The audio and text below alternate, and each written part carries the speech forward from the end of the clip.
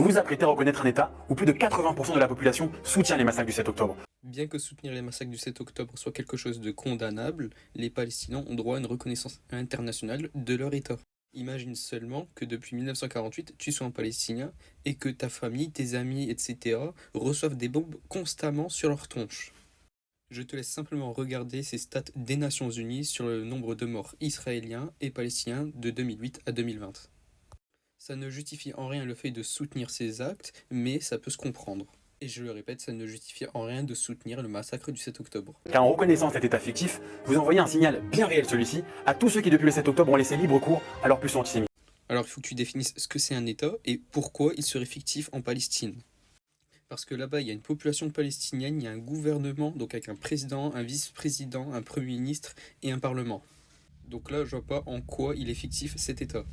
Et oui, depuis le 7 octobre, il y a eu un relan de l'antisémitisme en France, ça, il ne faut pas le nier. Mais la reconnaissance d'un État palestinien ne change rien du tout, si ce n'est l'envoi d'un ambassadeur et de meilleures relations diplomatiques entre les deux pays. Aujourd'hui, vous les récompensez en leur disant que la violence, le meurtre et la prise d'otages d'enfants payent. Bon, sur ça, je n'ai quasiment rien à dire, si ce n'est regarde ces statistiques que je te montre. Évidemment, je ne hiérarchise pas les morts, pour moi, chaque mort est triste, que ce soit un Palestinien ou un Israélien. Avec cette stat, on peut voir que l'armée israélienne vise beaucoup les civils, tout en sachant qu'ils ont la technologie pour faire des frappes ciblées. Mais quand il s'agit de la Palestine, là par contre, les civils, ça y va.